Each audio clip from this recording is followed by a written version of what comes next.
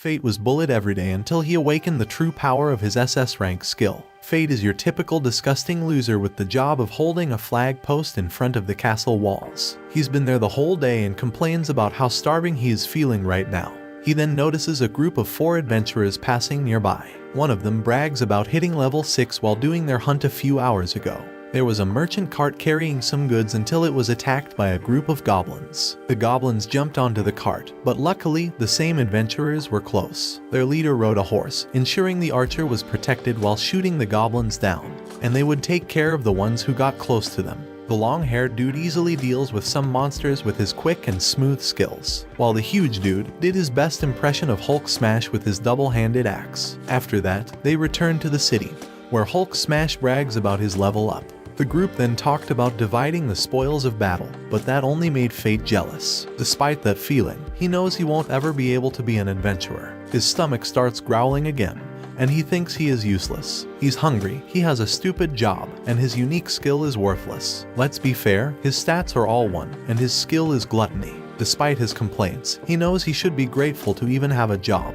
Later that day, the city is full of life. The other group is trying to get better weapons until the announcement that the Holy Knights are coming through. The adventurers immediately hide themselves from the trio of Holy Knights. While the trio walks past, an orange rolls over to the knight's boot. The merchant apologizes for it and tries to pick it up.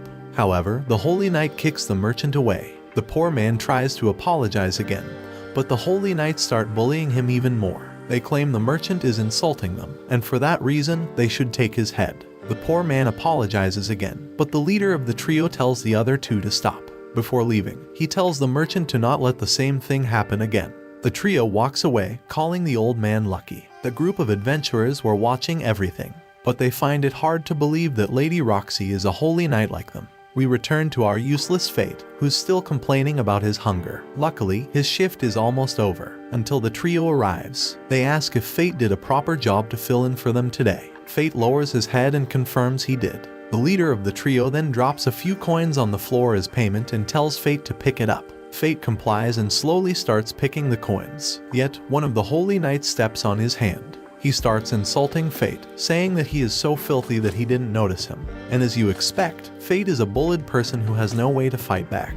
His stomach makes noise again, making the leader of the trio mad. He claims that this noise makes it seem like they don't feed him. They ask if Fate is trying to embarrass the Vileric family and kick him away. The guy kicks Fate a few more times, and the girl joins in. She starts calling Fate's skill useless and says that he only survives because they give him money. In his mind, Fate explains that in this world, everyone's worth depends on the special powers they got from gods. They call them skills. The trio leader claims that if Fate slacks off, the result will reflect on them, his employers. The guy then orders Fate to get up, but when he tries, the other guy steps on his face and asks him to hurry up. They increase their bullying, claiming that he needs to be disciplined for failing to comply with orders. However, a voice from afar tells them to stop. This is the famous Lady Roxy Hart. She complains in her elegant way that holy knights shouldn't abuse the people they swore to protect. The trio gets annoyed just by her presence. Roxy continues explaining that watching the gate is an honorable duty for a holy knight, and that's the trio's duty to watch the stupid entrance. The leader claims it's also his duty to provide employment to useless people like Fate. She then asks why he is treating Fate like that. The guy twists her words and tells the others they will be leaving. Roxy walks toward Fate and asks if he's okay while trying to get him up. She uses her handkerchief to clean up his injuries, but Fate notices the way the trio's leader is looking at Roxy. She finishes cleaning him up and he thanks her for her help. Roxy replies that she's only doing what a holy knight should do. She then says that his shift is over and hers will begin. Fate gives her the pole, and Roxy asks him to tell her if the trio continues to do the same bullying. Fate replies that he's already used to it and leaves. Later at night, Fate is in the bar thinking about Roxy's words, but Fate knows that the trio might take revenge on her, so he decides to not involve her in this thing.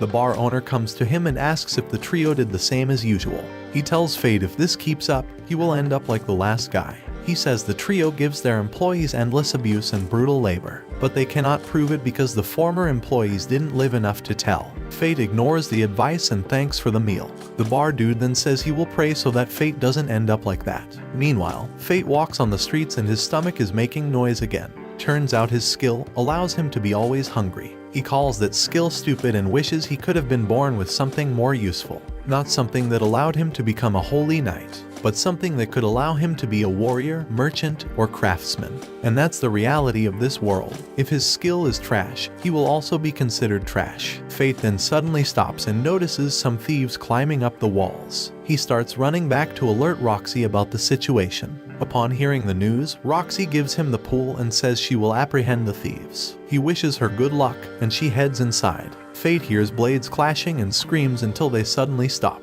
He then sees from the distance an injured thief. Fate starts to run away, but he stops after remembering that Roxy trusted him with this. He decides to confront the thief head-on and uses the spear pole to send him to the next life. Suddenly, everything around Fate starts to get dark. He hears a voice saying that his gluttony skill has been activated and that his stats are being updated. When he checks them, he sees that every single one is over 100. He also gained 2 new skills, Identify and Telepathy. He's still confused that his skill activated, and drops the pole. He doesn't understand what just happened. Roxy then comes running toward him to check if he got hurt by the thief. She notices that he doesn't look well, and she is worried. She never said that, but Fate managed to read her thoughts. He claims he isn't hurt and hears her thoughts again when she expresses relief. She then says that she will have to report the situation to her superiors. But Fate is more confused because he cannot hear her thoughts anymore. Fate tells her to take the credit all to herself because the trio would cause problems if they knew he dealt with a thief. She decides to thank him for helping her succeed in her duty and asks if he would like to work for her family. She tells him that he will meet his end if he keeps working for the trio, so he should work for her family, who would treat him fairly. Fate starts to consider the situation. Does he want to continue being treated like trash? Or does he want to have a bright future by working for Roxy? Well, he then says that if he doesn't do this job, another guy will come and suffer the same. Roxy explains the Holy Knights need to guard the entrance, not other people. In the end, he agrees to work for her. He heads back home and is still confused by his status changes. He doesn't know what his new skills are, but thinks that telepathy is what allowed him to hear Roxy's thoughts. He then starts to worry about his gluttony skill activation and what's going on with his body. But he quickly brushes it off because he can now beat monsters, probably. The next day, Fate goes to the shopping street and starts looking for a weapon. However, his budget is only 2 coins. The merchant tells him off because he won't even be able to buy a butter knife with that change. Fate came to this city 5 years ago, but he could only save up those 2 coins by working under poor conditions. The merchant then tells him that if he wants, he can have the trash weapons inside the barrel. He decides to check the blades and uses his Identify skill to check every single blade. Everything is pretty trash until he grabs the one on the back. He identifies it and thinks this blade is filthy and is being treated like trash, just like him. Suddenly, the swords start talking. Fate starts to panic but tries to not make a scene. His skill allows him to know the name of the sword, Greed. The sword then tells him that if Fate buys it, the sword will make him stronger. The sword then calls him Gluttony. Fate is confused about how the sword knows. The sword explains they have a lot in common. Fate then makes his decision and buys the sword. Meanwhile, the trio is complaining because Roxy is trying to hire Fate without asking them. The girl wants to teach Roxy a lesson, but their leader couldn't care less. After all, there are more people who need a trashy job. The girl continues to complain about Roxy, but the guy explains that Roxy's family and theirs are part of the great 5 families that support the kingdom. So, acting against her will raise some problems. The guy then says it's time for him to go to the military district. But the girl is confused. She asks why he cares so much about it. The guy then explains he wants to know about the study on how to become immortal. The girl is confused and starts laughing it off while the leader walks away. Meanwhile, Fate goes to the outskirts of the city with his new sword. The sword keeps repeating his name, just because it wants to memorize it. The sword then says that enemies come, and Fate starts to panic.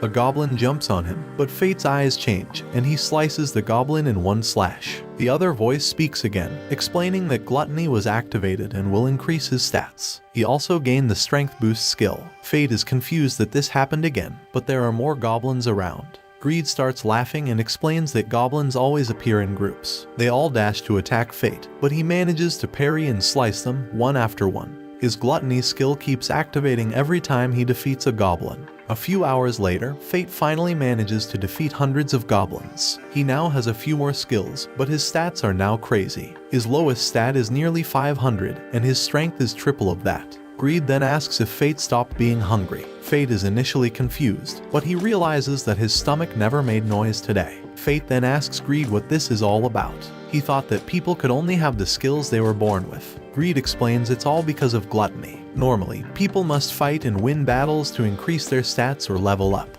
However, gluttony is a cheat skill.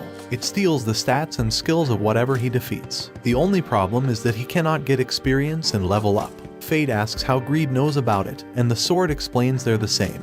Despite being confused, Fate notices the adventurers group coming in his direction. Greed tells him that he shouldn't let people know about his gluttony skill because it defies the divine law. Fate realizes what this means and decides that he cannot party up. He must always fight alone. Greed then tells him that he's not alone, because Greed is with him. Fate accepts those words and decides to return. Yet, Greed stops him from returning without collecting the goblin's ears. Fate is confused, but Greed explains that he will get paid if he sells them. Fate starts regretting killing so many goblins, but manages to do it and get paid. He managed to earn 3 silver and 80 bronze coins and decided to get some meat for dinner. Greed stops him, telling him to do maintenance on him first. Fate still decides to get dinner first, but he bumps into a shady guy coming from a dark alley. There's a little girl with the shady guy. She touches Fate, and he hears her voice begging for his help. He sees her eyes shaking in fear, and the guy starts pulling the girl while walking away. Fate then uses his skill to identify the shady guy's skills, however it quickly disappears. Greed explains the guy has a conceal ability, which hides everything from identify. Greed asks what Fate will do, and he reveals that he will save the girl. The girl ends up in a warehouse, chained against the wall. The guy starts mocking her, telling that she will become a toy for the holy knights. Fate is watching closely, but Greed stops him from moving. Greed explains that Guy is stronger than him and that he should turn away. But Fate wants to help anyone he sees suffering in front of him, especially because he now has the power to do it. Watch this next video. See you on the next one.